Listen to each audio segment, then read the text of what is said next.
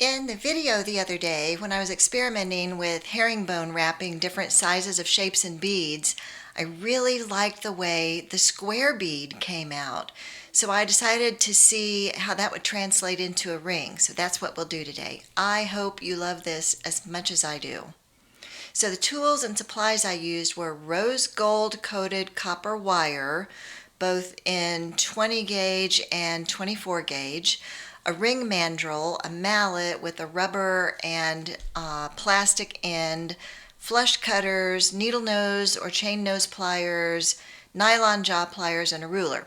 So to start, I cut about 11 inches of the 20 gauge wire. This is the anchor wire, and it should give us plenty to work with and make about a size 7 ring.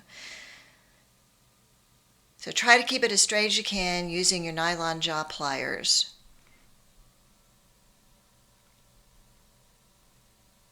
Just kind of straighten that out. That will make things much easier, and it also gives the wire a bit more strength.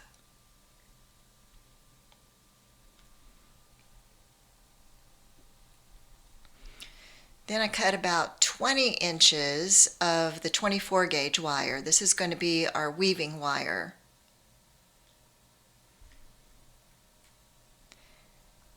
And I doubled it basically by folding it in half because this is going to be a double herringbone weave.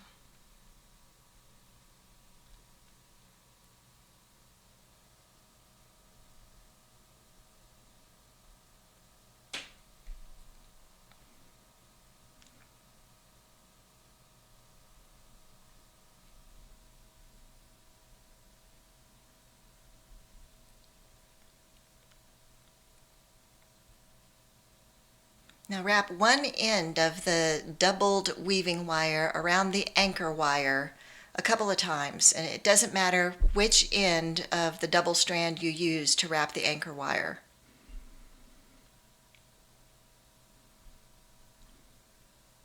And squeeze those wires tightly together, and then cut off the excess weaving wire. Make sure that the wrap is nice and snug and secure.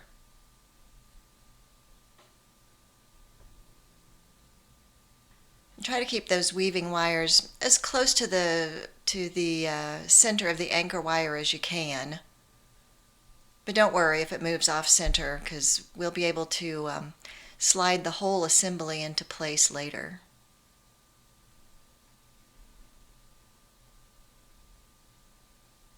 Now we're ready to place the bead onto the anchor wire. Place the bead directly up against the two wires that are sticking out, not against that little wrap that we just made. We want the bead to sit nice and snug up against those wires. This is such a pretty bead. I'm trying to decide which side I want facing up.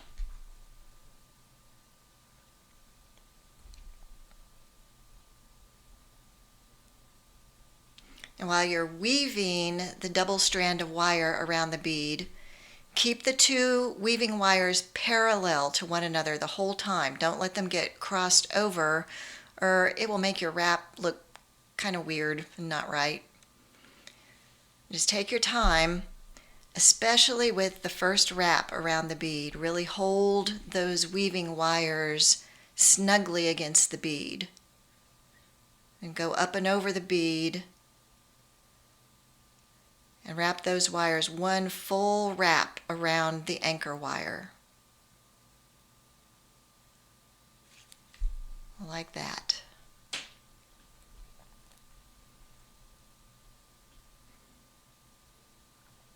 You can use whatever pliers or tools you need to make minute adjustments as you see fit.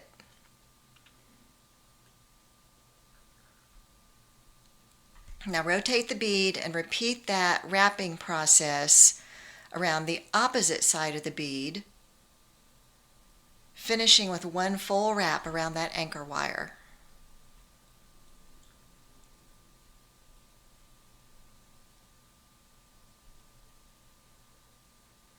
Just like that. Now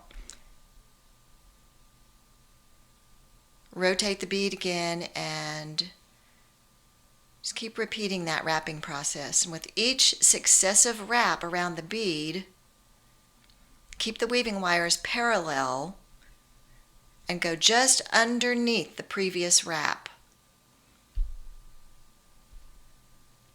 When you make that wrap around the anchor wire, keep the wrap tight up next to the previous wrap. And it helps to keep your thumb really firmly on the side of the bead to keep those wires where you want them.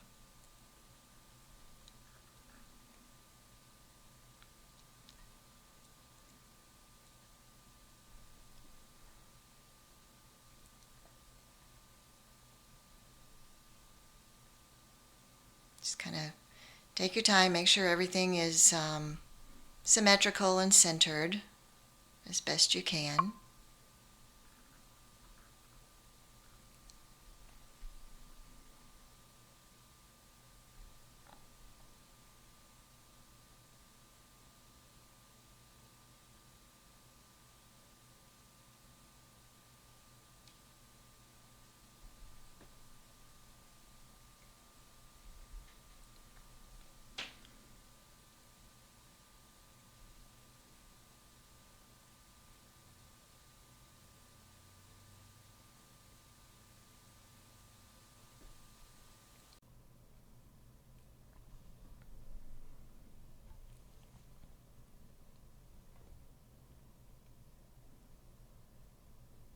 And because this is such a large bead, we need to eventually start to shape the assembly into a ring shape. And this is where your ring mandrel comes in. So here I'm placing the bead on the mandrel and just gently beginning to bend those ends a bit into a circular shape. Now this is a good time to talk about how to size this ring. So I'm aiming for a size 7. And through having experimented a little, I know that if I shape this ring at about the size 7.5 mark on the mandrel, I'll end up with a size 7. So stay tuned to see how that happens.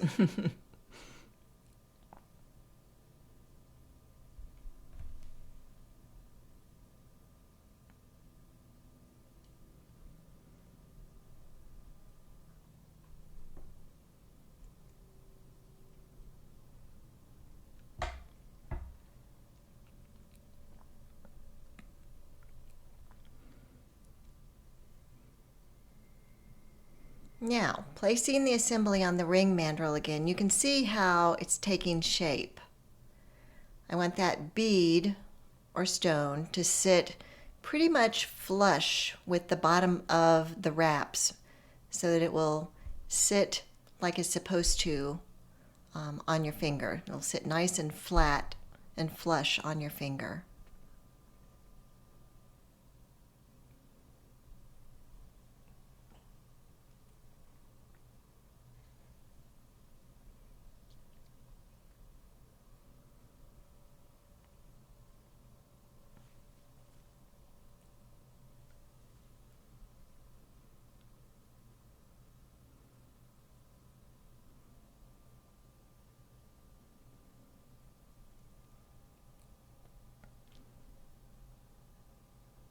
All right.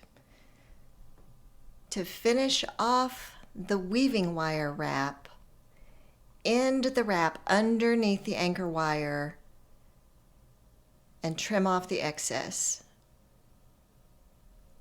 And then gently squeeze the weaving wires to snug it all up.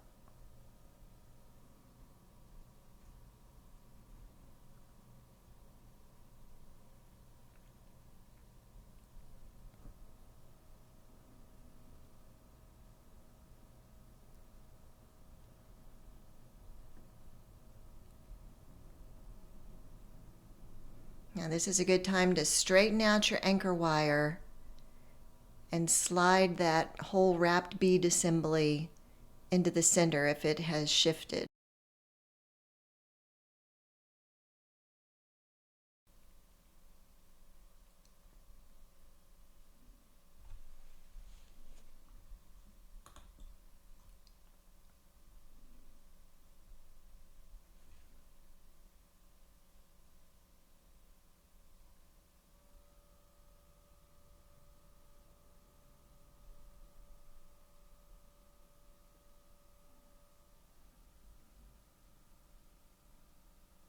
Okay, now place that wrapped bead onto the ring mandrel at about the size 7.5 mark. And then gently form the ends around the mandrel a little bit. Don't do this too much or you'll risk undoing all your nice wrapping work. Okay, now grab your third hand. Oh, just kidding, but it would help. Wrap one end of the wire completely around. It's a slippery little devil. And then change hands and wrap the other end of the wire completely around the opposite way. Keep your wires parallel to one another on the bottom. Try not to let them cross. Right, now begin to pull the anchor wire underneath the weaving wires next to the sides of the bead. Pull them up snug. And then cross each one at a little 45-degree angle over what has now become the shank of the ring.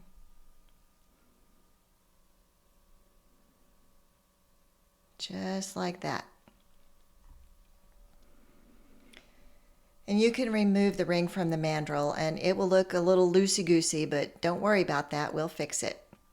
Now holding the assembly firmly, guide and tuck one end of the wire around the shank and tighten it up with your pliers. And one little tip when doing this, it's easier to push the wire to get it started rather than pulling it. All right, now do the same thing to the other side of the shank.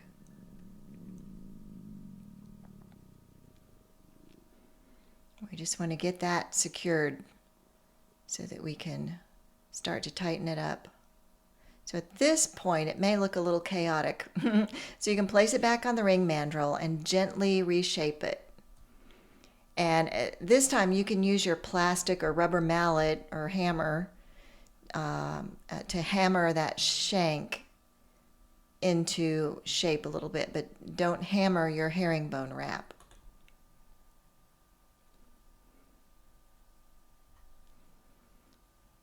Just kind of gently hammer that shank wire. And we're just kind of shaping it. We're starting to lock in the shape. All right, now remove the ring from the mandrel and make one more wrap on each side of the shank. Needle nose pliers work great for tightening those wraps up next to one another.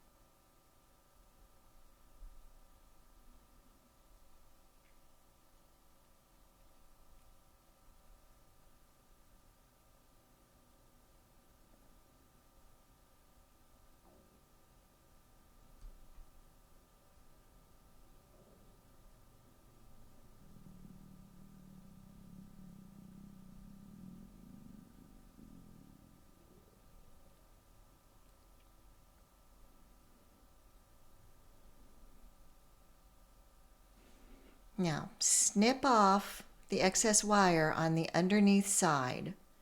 And if there's a sharp tip, either tuck it in or file it smooth.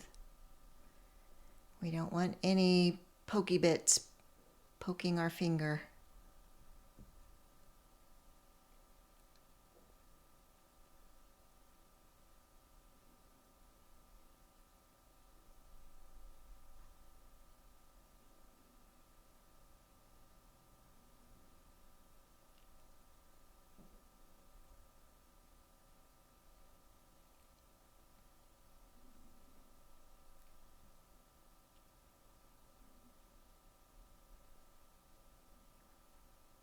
Now for our final shaping, we're going to put it back on the mandrel and use either your mallet to position the ring at about size 7, at size 7. And I find that it helps to hold the ring and turn the mandrel to really set the shape. Like that.